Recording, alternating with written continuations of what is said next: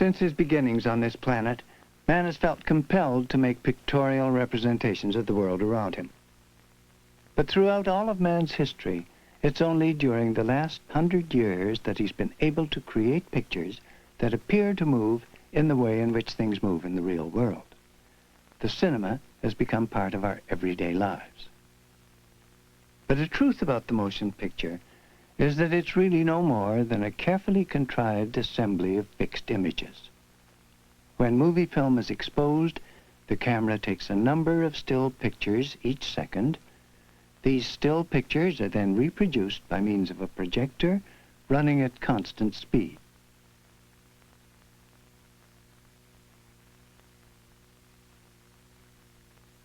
The human eye itself creates the missing link, the sense of movement. When the eye sees images projected at speeds slower than 10 a second, it's able to separate them. But at speeds greater than 10 a second, the retina starts to maintain a constant impression which is not lost between one image and the next. It's in this way that the illusion of motion is created.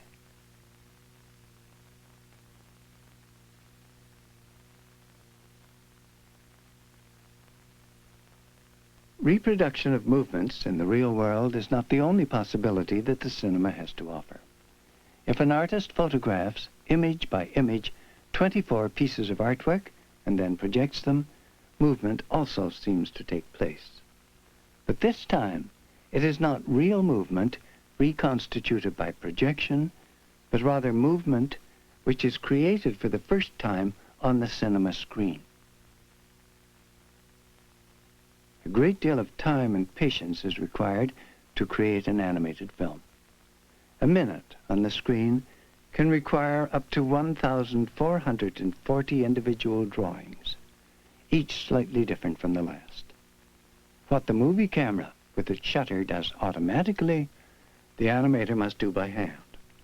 This is why animation has been defined not as the art of drawings that move, but the art of movements that are drawn.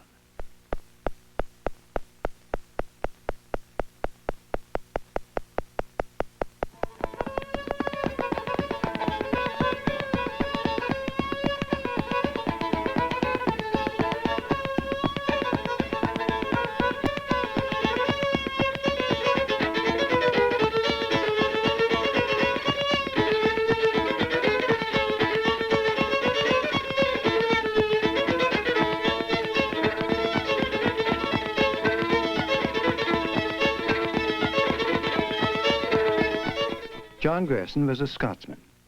Born in 1898 into a fiercely intellectual middle-class family, he decided, after a brilliant but conventional academic education, to turn his talents to the developing craft of the cinema. He soon saw that film could be used as a social and educational tool and became recognized as the father of the British documentary film. In 1939, Mackenzie King, Prime Minister of Canada, invited Grayson to start a government film studio in Ottawa. The film board was a deliberate creation to do a deliberate work. The work could be written out in the form of an act of parliament and was. It was there to bring Canada alive to itself and to the rest of the world. It was there to declare the excellences of Canada to Canadians and to the rest of the world. It was there to evoke the strengths of Canada, the imagination of Canadians in respect of creating their present and their future. The National Film Board of Canada was set up in an abandoned sawmill on the Ottawa River, and Grayson's first task was to staff it with young Canadians.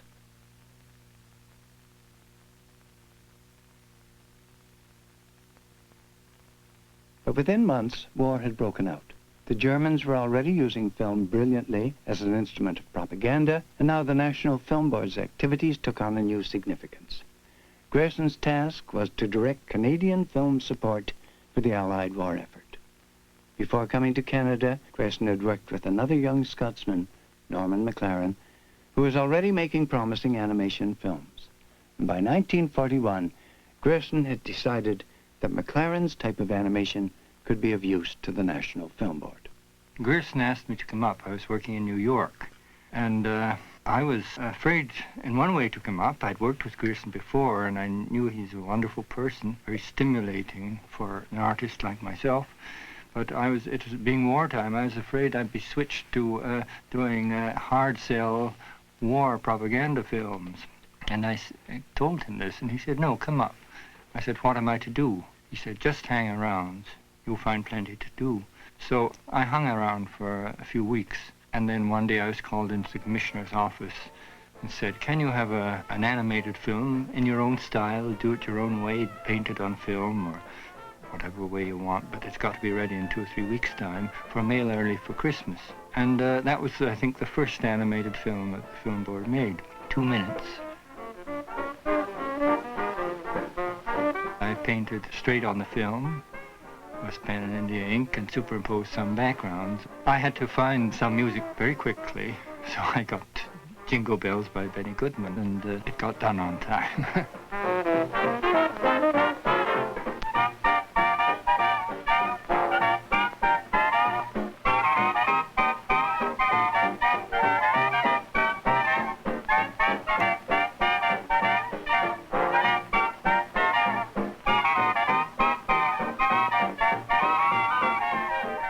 It was now suggested to McLaren that he train other young artists in the animation techniques.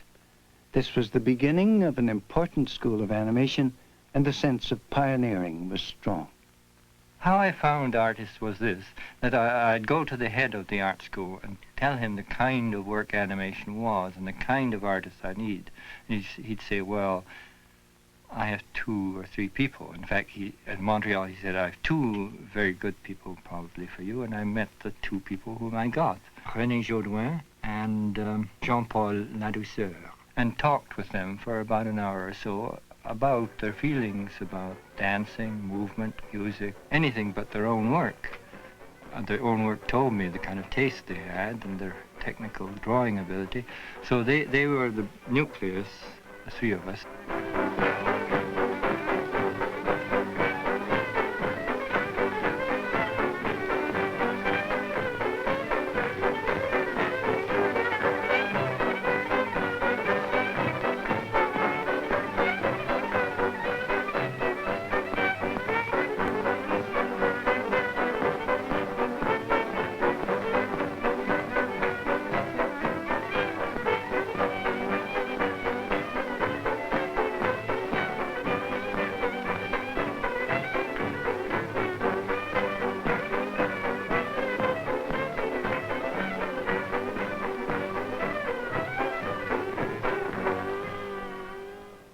Now, during 42 and 43, Yves Lambert, who had had a training in the Royal Ontario College of Art, came to the board as a letterer of titles. But she hadn't been doing that for long before the board required a person to make maps. So Yves specialized in animated maps. And so our whole conception of the world we live in changes. For in this new era of flight, the old-fashioned flap maps of our school days will no longer present a true picture of the Earth. Henceforth, we shall have to see our planet as the airman sees it, as a globe.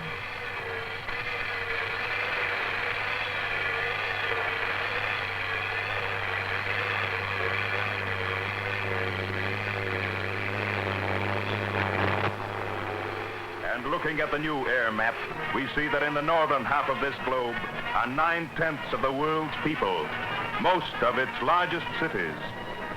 And they say that the Americas will soon be joined to Europe and to Asia by aerial trade routes, crossing Canada, crossing the pole, crossing the spaces of Siberia, all in a few flight hours.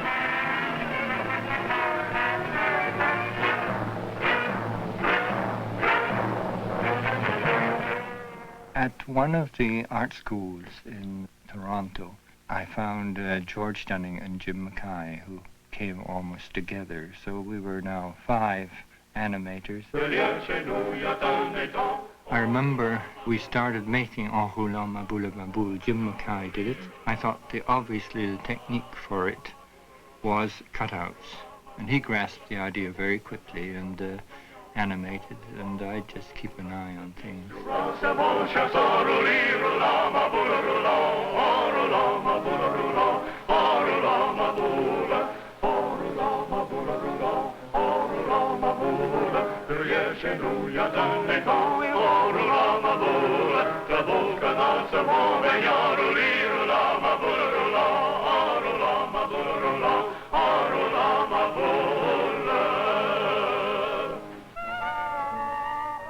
The technique of the animated cutout used by Jim Mackay and En Roulant was often used by film board animators during these early years. Figures to be cut out were drawn and often jointed, as with Grant Monroe's clown and duck, so that they could be moved frame by frame beneath the animation camera.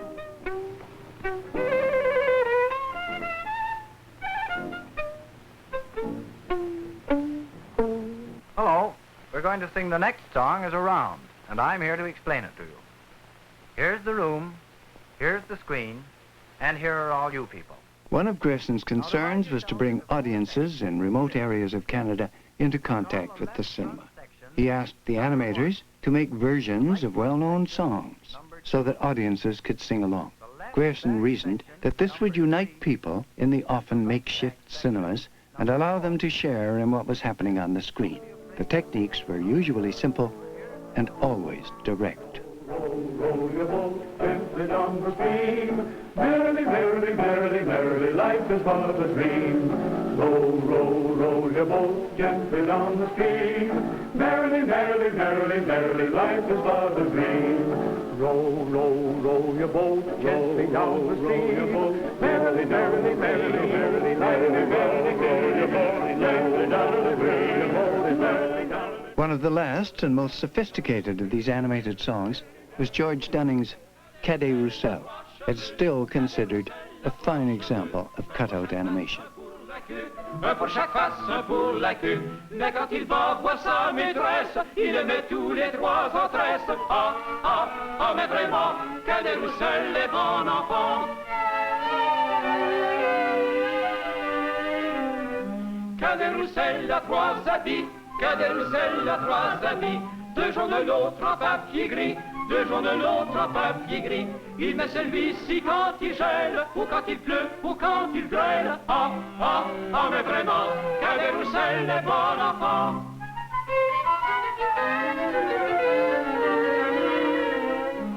Cadet Roussel a trois épées, Cadet Roussel a trois épées. L'une est très longue, l'autre rouillée, l'une est très longue. During this early period, Norman McLaren had a profound influence on the animators he was training. Without forcing his style upon them, he was able to stimulate the development of their attitudes and craftsmanship in an enduring way. I don't know what Norman was looking for in people, but he certainly was able to instill, is that the right word, into people an appreciation of the nature of animated films. And not so much by theory of attitude, but just by the way he approached the work, like a very good Scotsman, by the sheer economy of means. The film board is largely, just sits on two Scotsmen, Grierson and McLaren, and the traditional thing about Scotland, they're very, very econome. They did things with imagination, I suppose, and with the means that are available. I think that was the striking thing to me is when I first came to the board, there's nothing, there's just a table and pencils and paper, a few films that had been done by McLaren and the few first members of the animation department. So the whole thing was very, very natural, very uncomplicated and stimulating. Relax. Here's a chance to tap your feet.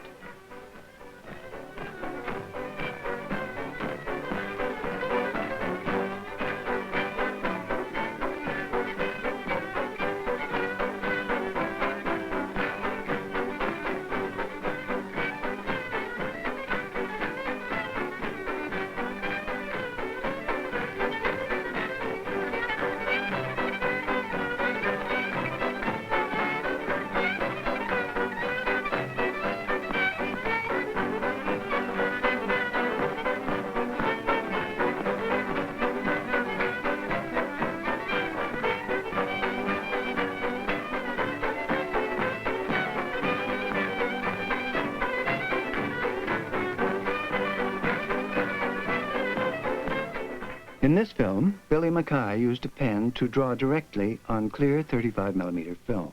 This was the technique used by McLaren in all his early films at the Film Board, but now, in Begone Dull Care, he used 35mm film in a different way. McLaren and Eve Lambert applied colors on both sides of the film, using brushes, sponges, and sprays, as well as engraving some images directly on the film. The music for Begone Dull Care was specially composed by Oscar Peterson.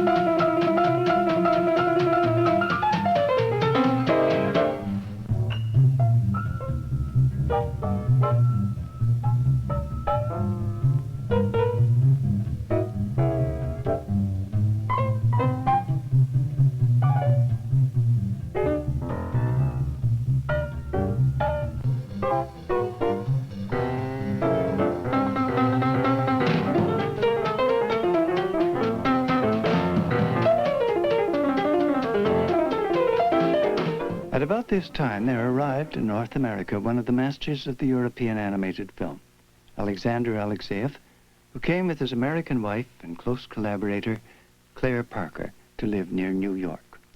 Alexeyev is unique in the field of animation. On the artistic side, he's created such wonders as Night on the Bear Mountain, and on the technical side, he's invented his pin screen. This device, with hundreds of thousands of movable steel pins, allows the animation of light, shade, and texture. With the pins fully out, a rich black is obtained. With the pins partially out, a range of grays, and with the pins fully in, white is obtained. When McLaren heard Alexeyev was in the United States, he sought Gerson's approval for him to create a film for the board on his pin screen. The result was En Passant.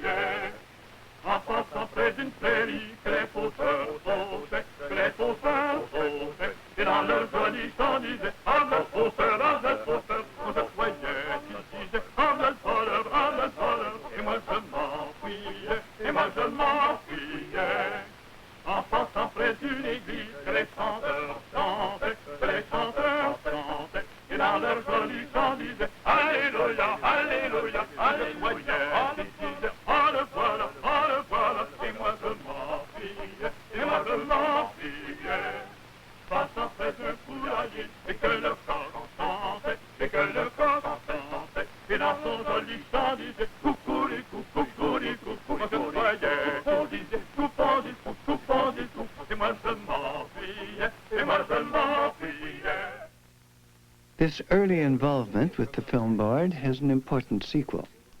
In 1972, Alexeyev and Claire Parker agreed to construct a pin screen for the National Film Board and came to Montreal from Paris to set it up and teach the film board's animators how to use it.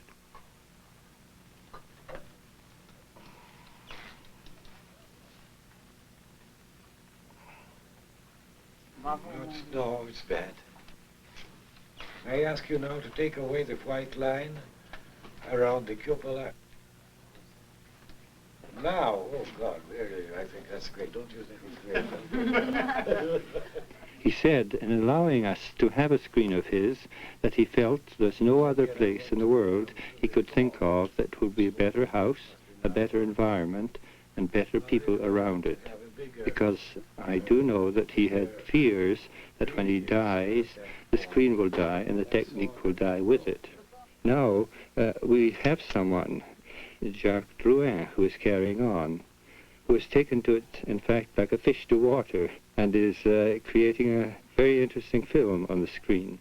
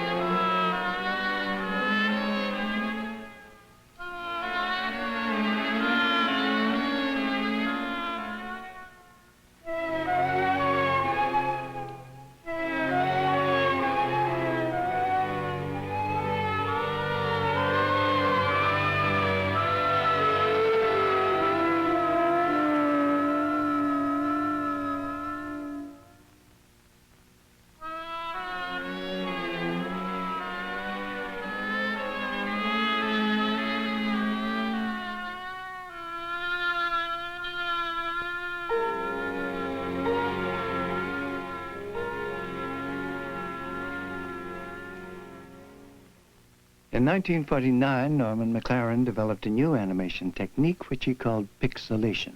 It meant using a camera that takes a single picture, a single frame at a time.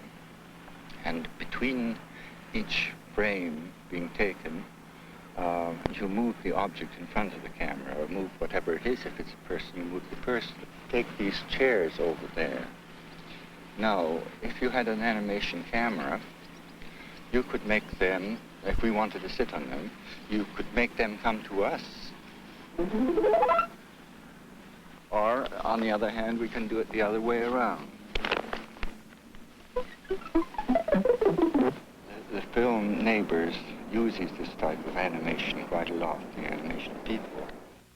Neighbors was awarded an Oscar in 1952. Music without instruments was made for the film by photographing black and white patterns on the soundtrack area at the edge of the film.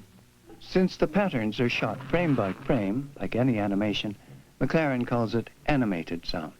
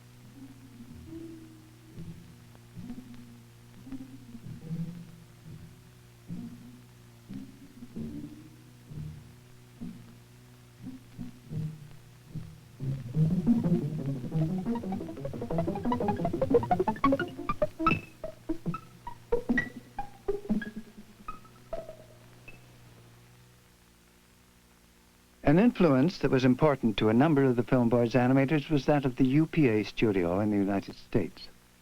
Up until this time, the complicated animation techniques of the great Walt Disney cartoons of the 30s and 40s had been beyond the means of the National Film Board. The UPA studio, of Mr. Magoo fame, was formed by some animators who broke away from the costly Disney operation. They wanted to produce a new sort of animation based on a sharper sense of humor and with a new technical simplicity. Seeing their work encouraged some of the film board's animators to try a similar directness of approach using the cell animation technique of creating movement by painting on multiple layers of cellulose sheets. Their first production made in this way was The Romance of Transportation.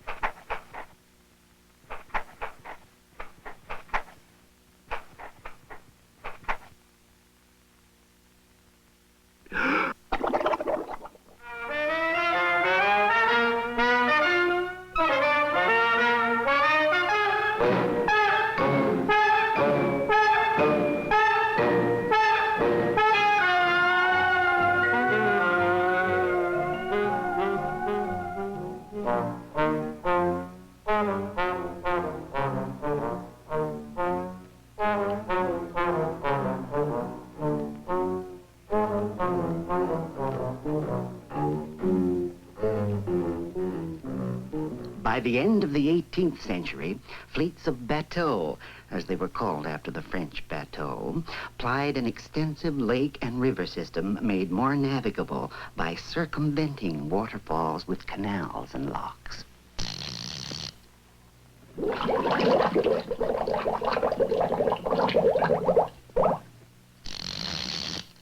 In the face of the growing importance of sea transport, there was one fact that the men whose whole livelihood was in sail little realized. The days of the poetic sailing ship, dependent on the vagaries of the wind, were numbered. A new and more manageable power had been unveiled in Europe, which was to rock the traditional concepts of transportation in North America to their very foundation.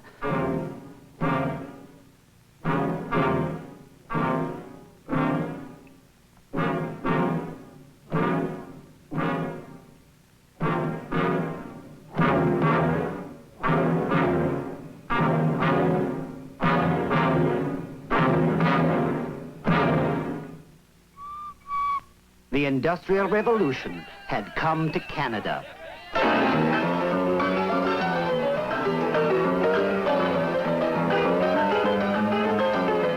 This new inspiration now began to influence other film board animators. In his adaptation of a Stephen Leacock story, Gerald Potterton used greatly simplified cutouts. He turned the key in the lock. "We are safe from interruption here," he said. "Sit down." We both sat down and looked at each other. I found no voice to speak. "You are one of Pinkerton's men, I presume," he said. He had gathered from my mysterious manner that I was a detective. I knew what he was thinking, and it made me worse. "No, not from Pinkerton's," I said, seeming to imply that I came from a rival agency. "To tell the truth," I went on, as if I'd been prompted to lie about it, "I'm not a detective at all. I've come to open an account. I intend to keep all my money in this bank." The manager looked relieved, but still serious. He concluded now that I was a son of Baron Rothschild or a young Gould. "A large account, I suppose," he said. "Fairly large," I whispered. "I propose to deposit $56 now and $50 a month regularly." The manager got up and opened the door. He called to the accountant. "Mr. Montgomery," he said, unkindly loud, "this gentleman is opening an account. He will deposit $56. Good morning." I rose. A big iron door stood open at the side of the room. "Good morning," I said, and stepped into the safe. In the mid-1950s, Colin Lowe and Sidney Goldsmith, each a fine designer and animator, teamed up with Roman Kreuter to produce the film board's most ambitious animated film to date, Universe, by using a variety of techniques of animation and special effects. Their aim was to evoke a sense of total realism, to transport the viewer into places where, in those days, the camera couldn't go. If we could move with the freedom of a god, so that 1,000,000 years pass in a second, and if we went far enough, past the nearest suns, beyond the star clouds and nebulae, in time they would end, and as if moving out from behind a curtain, we would come to an endless sea of night.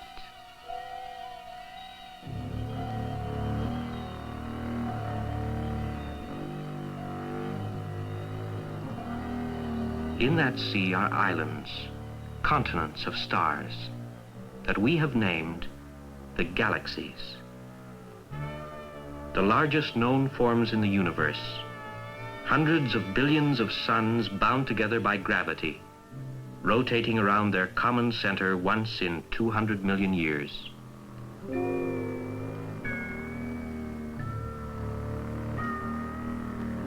Our sun, with its planets, is near the edge of one such galaxy, the rim of which we see dimly as the Milky Way.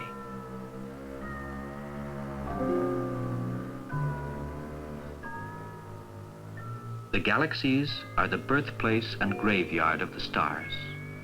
Here, gas contracts into knots, becomes hot, and flares into the life of a sun, sometimes forming with it planets, sometimes planets which must be suitable for life.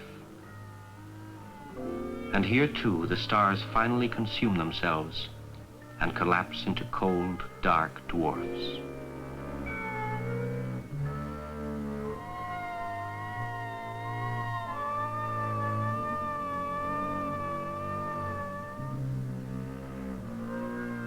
A 100 billion suns, yet forms so enormous that they have been observed slipping through one another like phantoms, their stars light years apart, continuing undisturbed in their courses.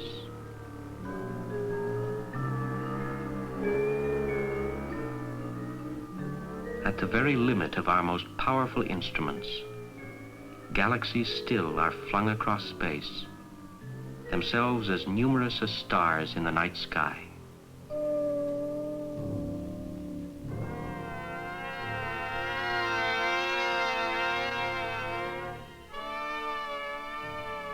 But when we look this deeply into space, we are looking at a ghostly image of the distant past, for the light by which we see these regions started traveling towards us long before the dawn of life on Earth. In 1961, a British mathematician and filmmaker, Trevor Fletcher, visited the film board and produced, for teaching purposes, a film dealing with the mathematics of four-line conics. As the position of the base point varies, the 11-line conic varies as well. In the course of designing the animated movements, Fletcher discovered hitherto unknown mathematical statements as a direct result of the animation process. If the base point moves along a line, then the related set of 11-line conics touches the conjugate line. The conics we have constructed form another range. Stimulated by Fletcher's interest in the possibility of using animation to teach mathematics, René Jaudoin, in 1966, produced Notes on a Triangle for elementary school grades.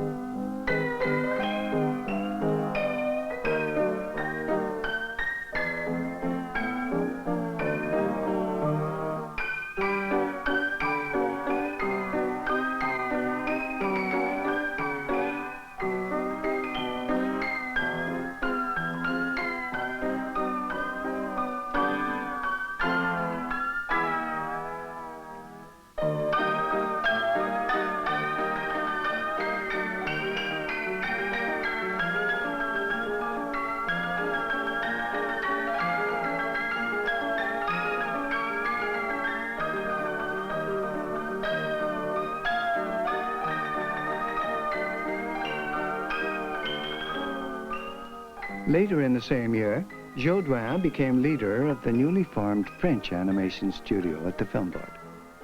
As one of McLaren's first trainees, he was very conscious of the traditions the new studio was inheriting.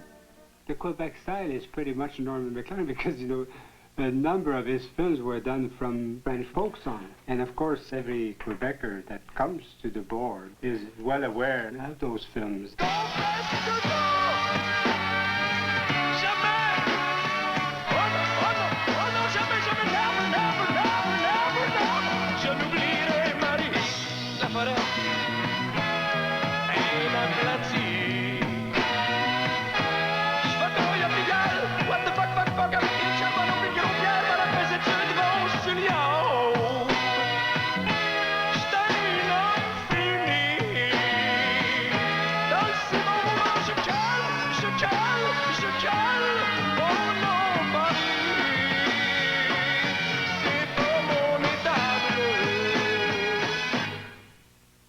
Children love the inanimate which becomes animated. In his children's film Choo Choo, Ko Herdeman used an interesting combination of 2- and 3-dimensional animation. Children's blocks were made to move at the same time as drawings were animated on the blocks, thus creating a double illusion of movement.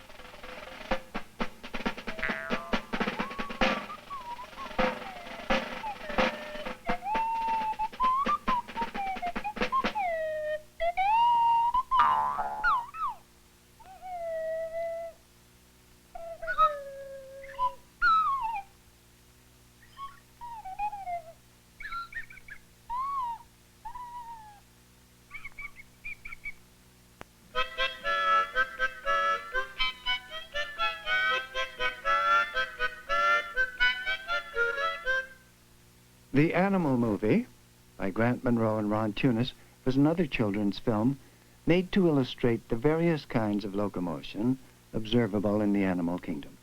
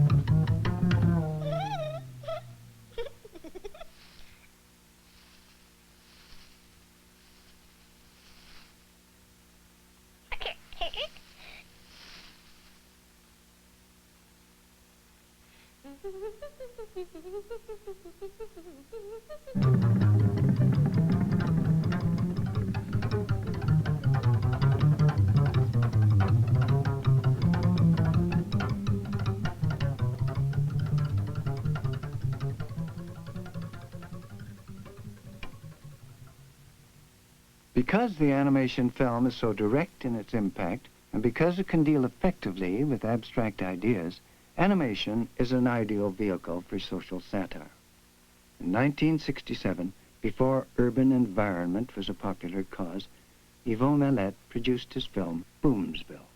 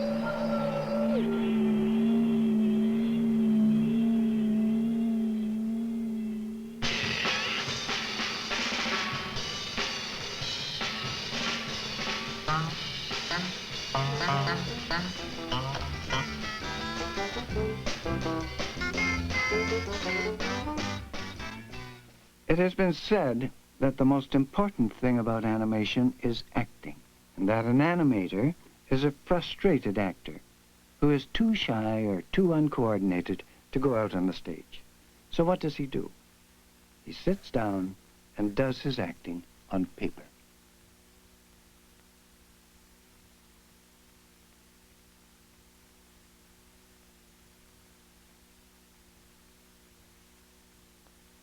Hot Stuff, directed and animated by Zlatko Grgic and written by Don Arioli, was made for the Dominion Fire Commissioner of Canada.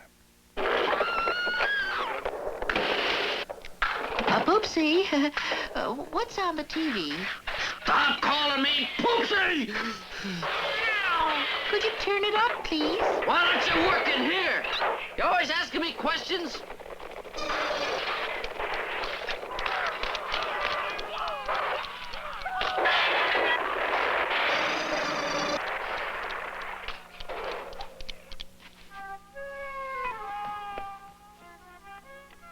Call me when it comes on, okay? Oh, while you're up, could you get me some toast and coffee, Poopsie? I was only gonna get a drink. Where's the cream? Cream? My cream! Have you seen my cream?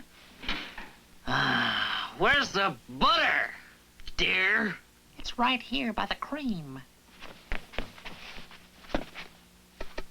Hurry, come on. Pickles! It started! My name is Ralph. Yoo-hoo! The TV is on again! All right, all right! Where's my cream? Hurry, come on, boil, will you? Boil! Where is the cream? Hurry, Toast, hurry! A biscuit, anything. A sandwich. Ah! Glass of water. I don't care. Now plug it in with the TV. Master? You're not listening to me. Look, how about 2% milk? You know, cats have to have their cholesterol.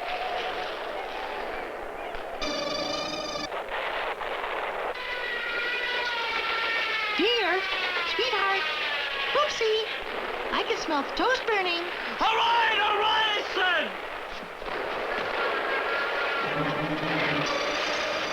Where's the sugar? Oh, just a minute, Poopsie. There it is. Do you have a mouse in there? I'm missing my program. Come on, Toast. Wait! Oh! Oh, no! Ah! Oh, Poopsie! Oh! No, not the fork! Ah! Oh! Ah! Oh! Fire! Fire!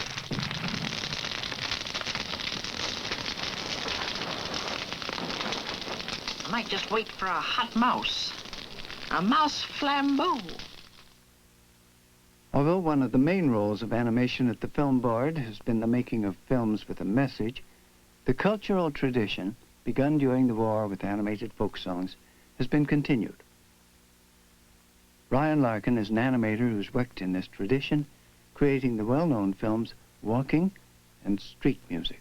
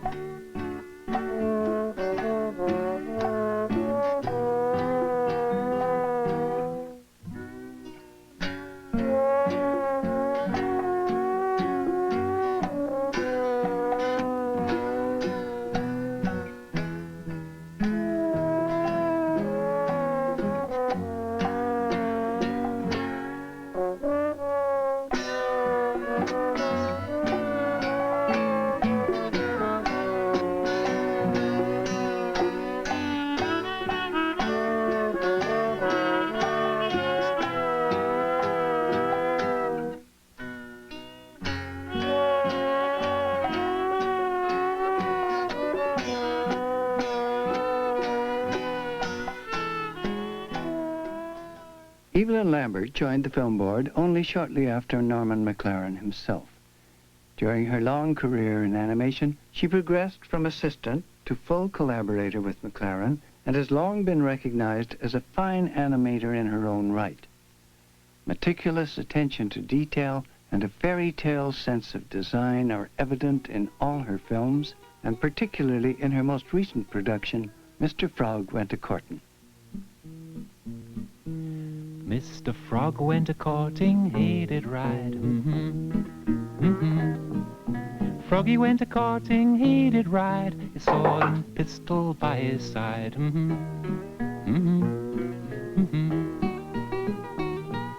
He tiptoed up to Miss Mouse's door.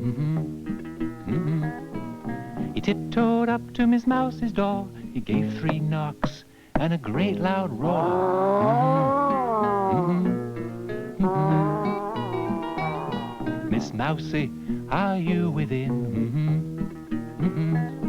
Miss Mousy, are you within? Oh yes, Mr. Frog, I sit and spin.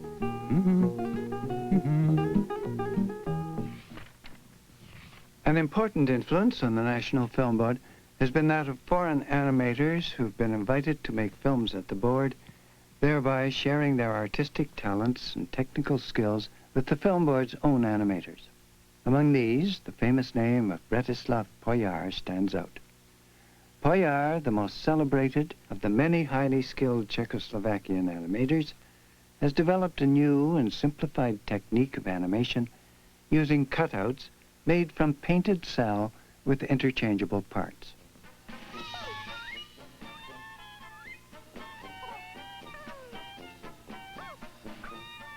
Assisted by Francine Desbiens, he created for the National Film Board his allegory of war and its causes, Balabloc.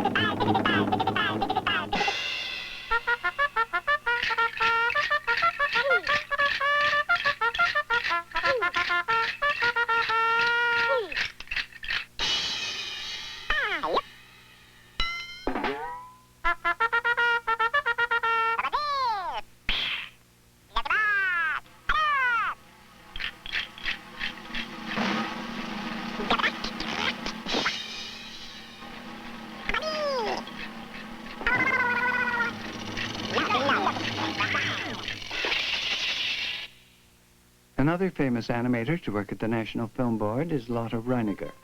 Born in Berlin in 1899, she pioneered the film of the Chinese shadow puppet, in which silhouettes move in front of a light source. After a number of early experiments, which soon came to be considered works of art, she created, in the years 1923 to 26, the first feature-length animated film in the history of the cinema, The Adventures of Prince Ahmed. Now resident in London, in 1974 she toured North America and was invited by the National Film Board to animate a film in Canada. She chose the medieval French romance of Aucassin and Nicolette.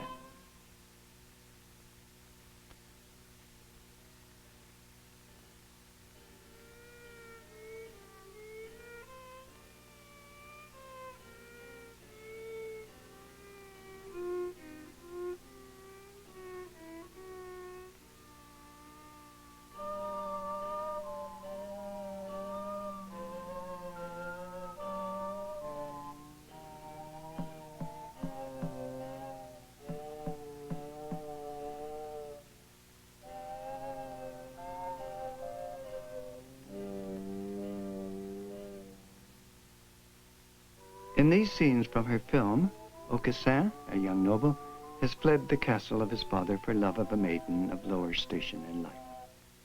He meets his Nicolette in a bower of flowers she has built in the forest, and together they embark on a ship for foreign parts where many adventures befall them.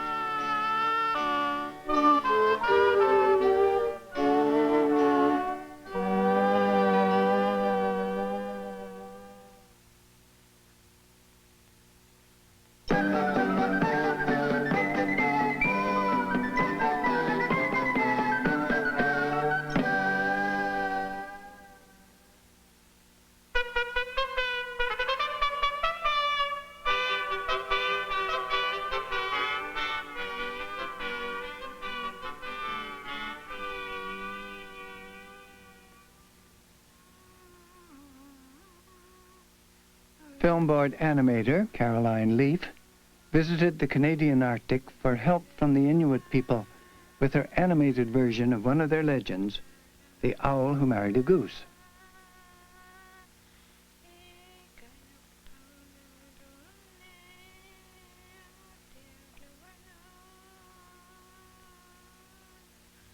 In the Western Arctic, Nanagak, the artist, drew designs for her, and in the East, two old ladies imitated bird noises for the film's soundtrack. The dialogue is in the Inuit language.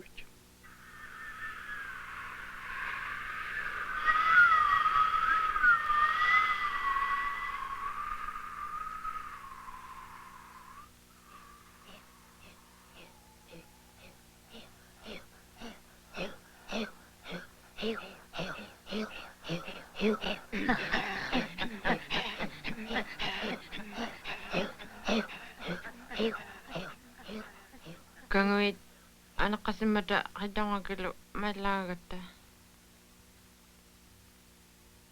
Tamani tildi sa kitugoy takat sa wakawit. Maling ito lang yun naman.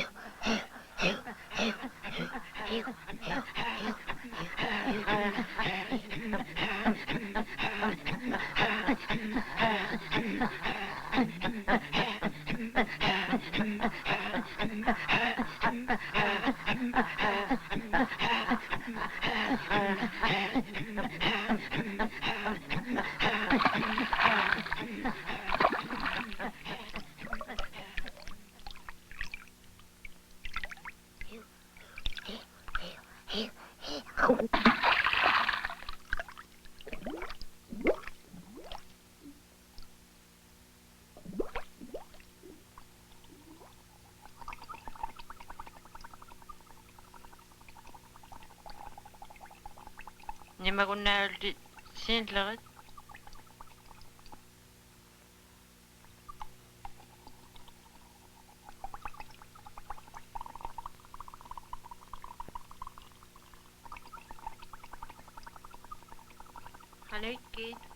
Hanukid.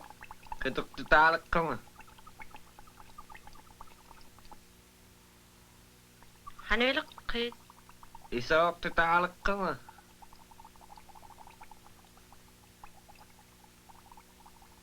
Hanulakid. Ako isok ditalak ka.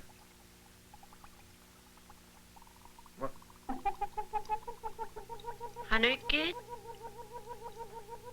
Live-action film has been shaken by revolutions in taste and technology, in particular the challenge of television, but animation has gone on from strength to strength as a unique and essential part of the basic cinematic experience.